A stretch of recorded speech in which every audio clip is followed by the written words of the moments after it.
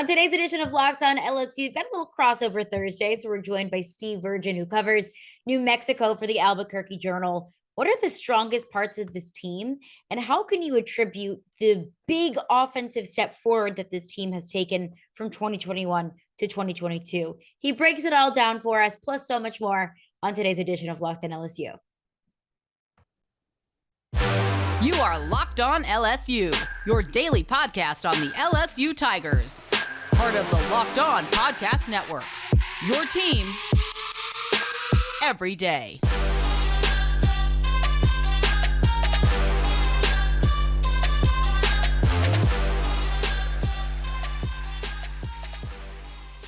Well, thank you for making Locked On LSU your first listen every day. We are free and available wherever you get your podcasts. I'm Caroline Fenton, and I am your host, as I am every day. I graduated from LSU in 2019. I've been covering the team since 2016, and I now host a sports talk radio show in Nashville, Tennessee. You can find the podcast wherever you like to listen to your podcast, whatever your preferred podcast platform is.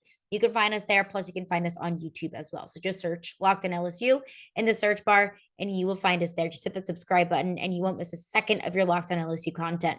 Also want to let you all know that today's episode is brought to you by BetOnline.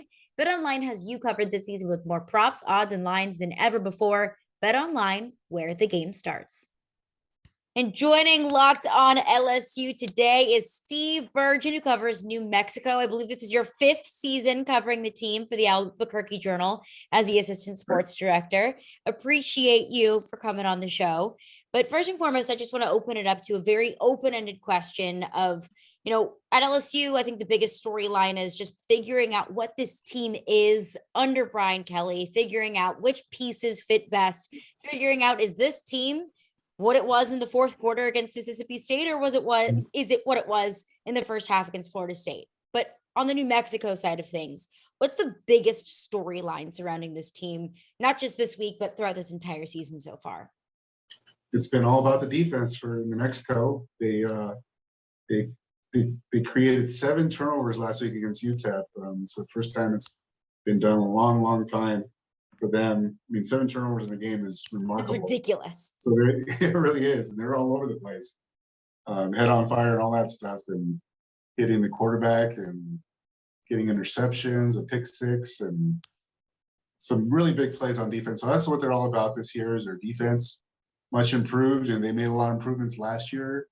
And the fact that they improved even more has been a reason they believe it's going to be a turnaround season for them. They went 3-9 last year, and they've already gotten 2 wins, 2-1, and they believe it's a turnaround season mainly because of that defense. And they believe that defense is going to keep them in a lot of games, keep them in contention, and quietly talking about a bowl game, maybe 6 wins. They got 2 so far, and they're still hoping that the offense comes along, but as far as grabbing headlines, it's been all about the defense so far. And that's kind of what I wanted to dive into, because Brian Kelly spoke with the media earlier this week. That was the first thing he mentioned when talking about New Mexico was the defense. That this is not, some defense that you can just joke around with. Like you mentioned, 7 turnovers against UTEP. New Mexico currently ranks 4th in the nation in takeaways. I mean, I look at linebacker Cody Moon, who has 3.5 sacks on the season, but who else on this defense has really stood out, and who else on this defense should scare LSU fans? Well, they got some leaders on defense, because they have 3 seniors that are on their final super senior season, and one of them is Justin Harris.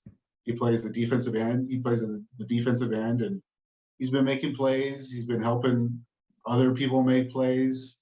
He's from Louisiana, so he's very excited to come home and play in front of friends and family. One of his family members is Jarvis Landry, actually, his cousin.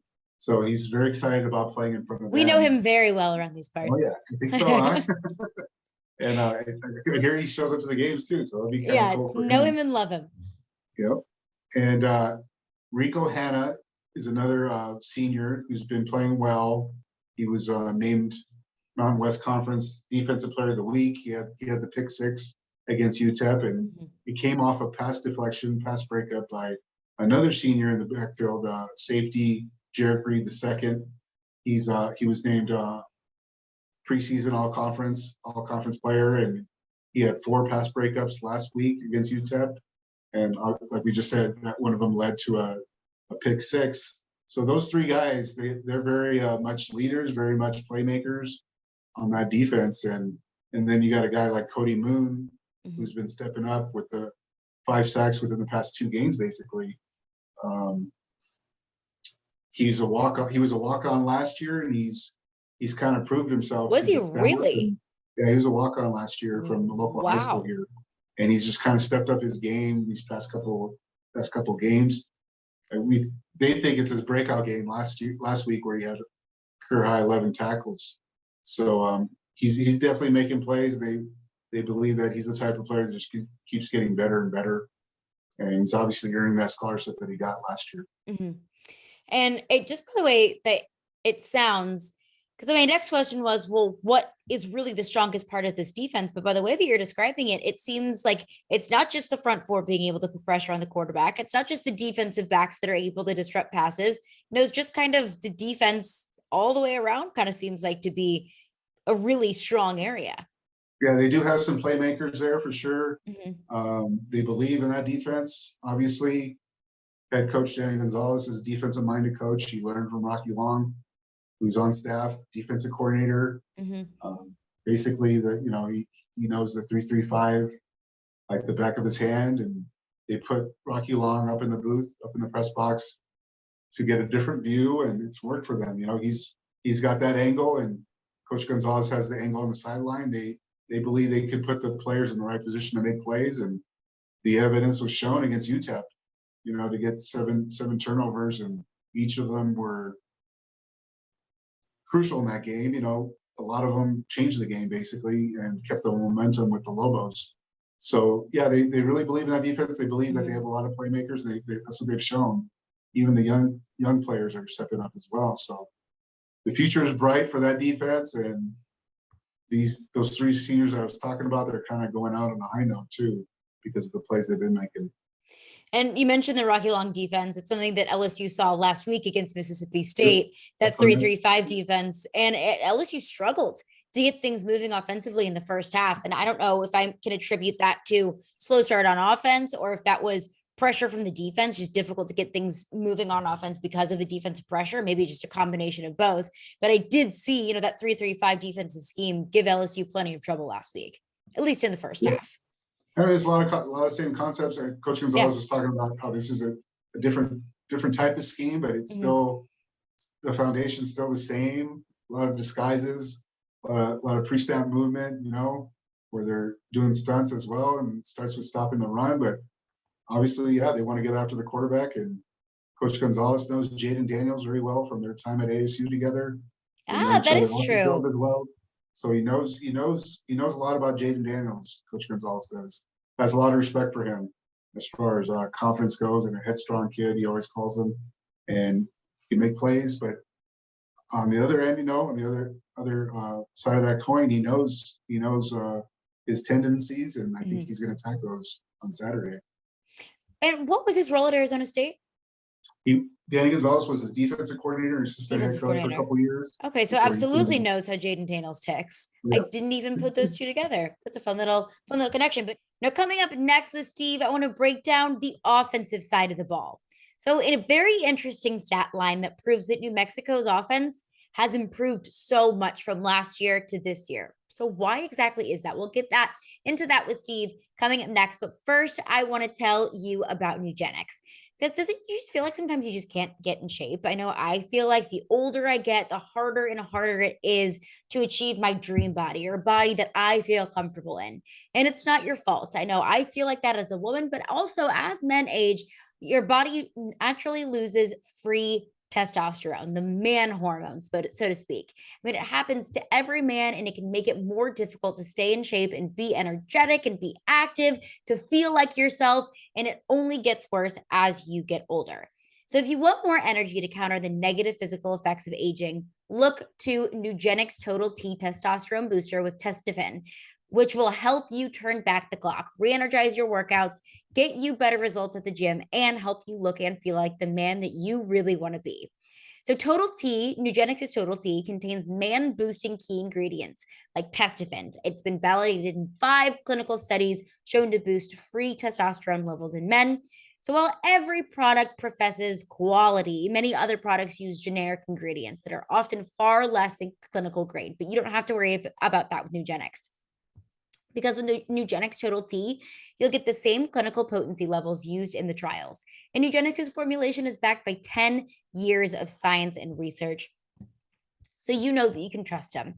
Nugenix Total T is the #1 selling testosterone booster at GNC, so go get yours today. Now get a free complimentary bottle of Nugenix Total T when you text COLLEGE, COLLEGE, to 231-231. Text now and get a bottle of Nugenix Thermo, their most powerful fat incinerator ever, with key ingredients to help you get back into shape and fast. It's absolutely free. Text COLLEGE to 231-231. That's COLLEGE at 231-231. Kind of want to look at New Mexico's offensive side of the ball as well, because I look at, last year, New Mexico averaging about 12 points a game, this year at 27. I mean, that's a massive leap. What do you attribute that improvement on the offensive side of the ball, at least so far through 3 games? Yeah, I think they still want more improvement, actually. They still kind of struggle in some areas, but it starts with the offensive line. And as far as that offensive line, the more they gel, the more they form a chemistry, they're going to get better on offense, they believe, Mm-hmm. And their run game has definitely improved because of that. The offensive line is pretty big, and they've been opening holes, and they got some good depth at the running back position. So it starts with the run game for sure, and they believe they have a good leader in Miles Kendrick as the quarterback, transfer from Kansas. He's a part of the run game as well, because he's a running threat. He's part of the option game, RPO. He actually has a nice pitch. He's in sync with Luke Wysong, who's a wide receiver and also does a lot of all-purpose stuff for the Lobos. And those two kind of have a good rapport in that sense. And then when Miles wants to throw the ball, he's been going to Jordan Porter, who's a transfer from Arizona State as well. And he's a very good receiver. They're on the same page. Jordan has some good speed, and they've shown that through the first 3 games. Jordan Porter leads the team in touchdowns with 2. I believe he has the most catches and most yards as far as receiving those 2. So they do have some playmakers on offense. I think their problem so far has been they're pressing too much or trying too hard to make that big play. And, it's been a failure more often than not for them because of that. But their running backs have been able to make plays a little bit more consistently. So they'll be going to them, and I think they'll try to stay patient with that as much as they can, trying to keep the game close. But LSU has a lot of power, a lot of firepower. I think it's going to be hard for them to keep up. Looking at, the rushing versus passing yards so far this season for New Mexico, they have 100 more rushing yards than they do passing yards. I mean, that's a pretty overwhelming difference.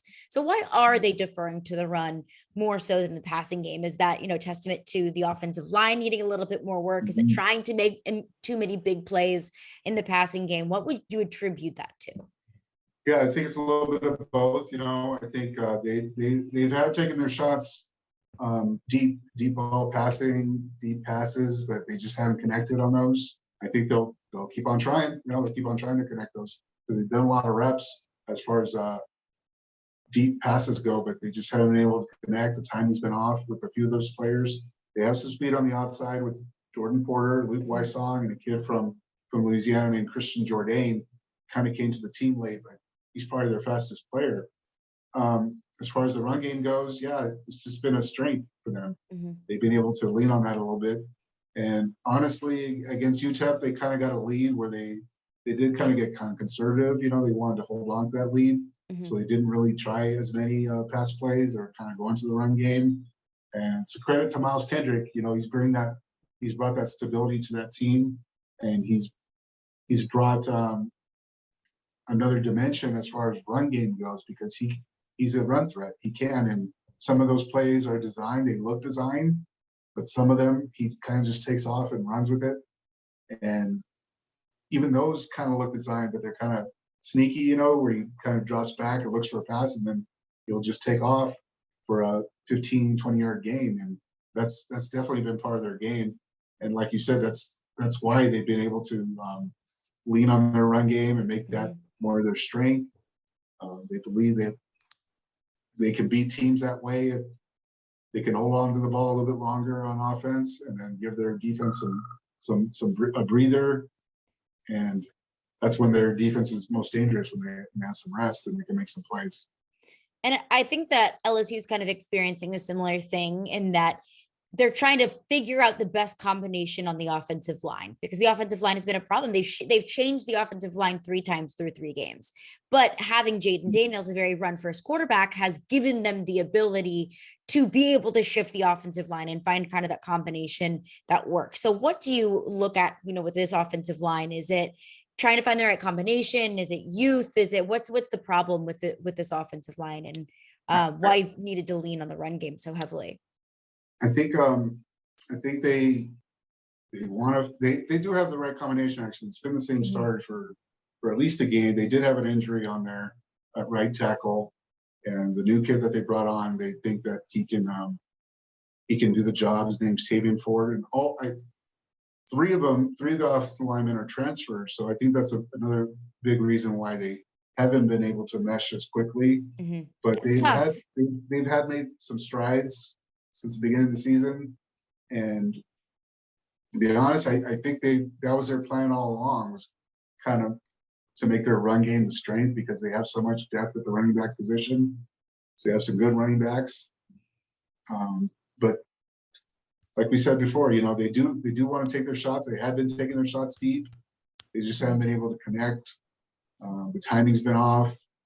And Miles Kendrick has been really good about hanging in the pocket, but sometimes he does take a hit before letting the ball go, and that throws it off as well. But yeah, against UTEP, I think everybody saw that the offensive line did improve greatly, and it showed in the run game. And I think it's something that they're going to build on, if not this game, later in the season. So New Mexico, 2-1 so far in the season. Looking at those 2 wins, what would you say? Okay, that's the reason why. I know every game is different. Every game plan is different. But if you could look at one reason why New Mexico has had success so far, you think will continue to have success, what is that one thing?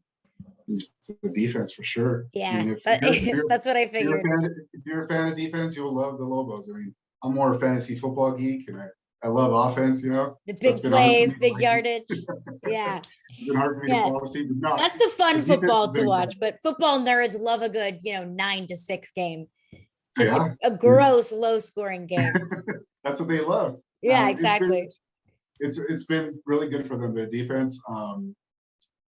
Coach Gonzalez believes this is his team now. It's his 3rd season. He believes that this is his team, and he's like all the coaches like to use that word, culture.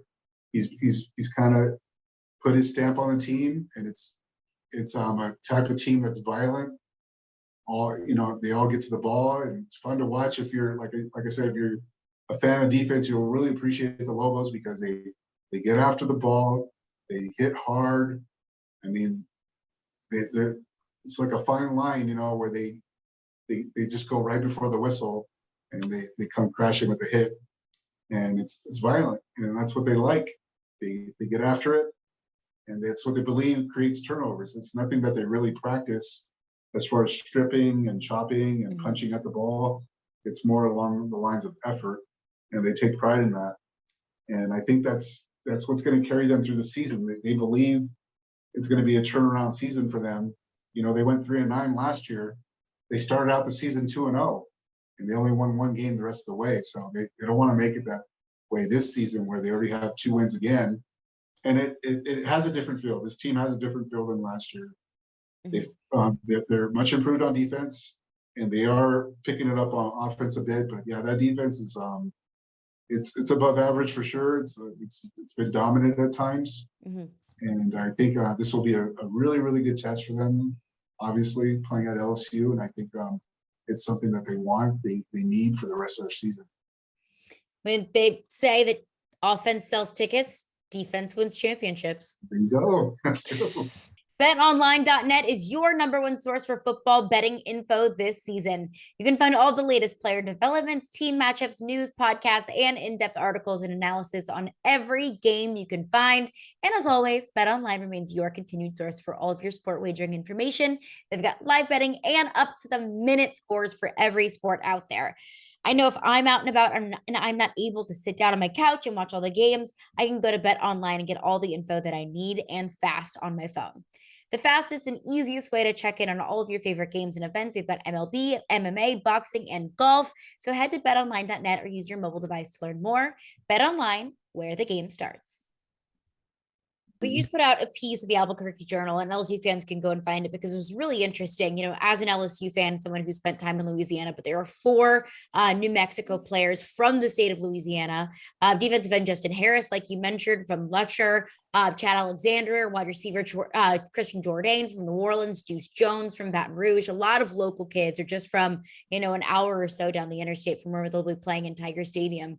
What does that mean for them to be coming home from such a far way away to be able to play in front of their relatives like Jarvis Landry or in front of their neighbors and friends and family in Louisiana? It was fascinating, really. It was fascinating to hear them talk about how excited they are to come play in front of their friends. A kid like Christian Jourdain saying he's never been to LSU game, and this is going to be his first time going to a game, and he's in it. So he's very excited about that. Yeah, so it's a lot. And, the thing that caught my interest is that New Mexico doesn't really recruit in that area. It's just by chance these players ended up on New Mexico. 2 of them are from the former staff, not from Gonzales, and 2 of them are. And 2 of them are transfers. So it's just by chance. I think they all ended up in New Mexico. They've been able to connect because of that reason. They're all from the same spot, and they have a special bond, those 4 on that team. I'm sure. And it's good for sure. They're very excited to go back and play. I think it's going to be something fun for them. A story that I'm coming out tomorrow is another person going back to Louisiana. LSU is New Mexico's athletic director, Eddie Nunez. He's going back. He worked at LSU for 14 years in various roles. Yeah. And he's been the athletic director for New Mexico for the past 5 years. So he's very excited to go back as well. It's kind of a homecoming for 5 people now. So it should be a fun game for those guys. And for people, New Mexico fans who aren't as familiar with LSU or the state of Louisiana as those 5 may be, what are the expectations for this fan base going into Tiger Stadium? That's a good question. I think Eddie Nunez kind of pointed that out, that there's some similarities as far as pride. Pride goes for their hometown, pride for Louisiana, New Orleans, Baton Rouge, that whole area. There's a lot of pride there. And Eddie kind of mentioned that that's the same way for Albuquerqueans, people from the Duke City. They have that pride as well. And they have pride in their food as far as Cajun food goes too. Very much so do as well. Yeah.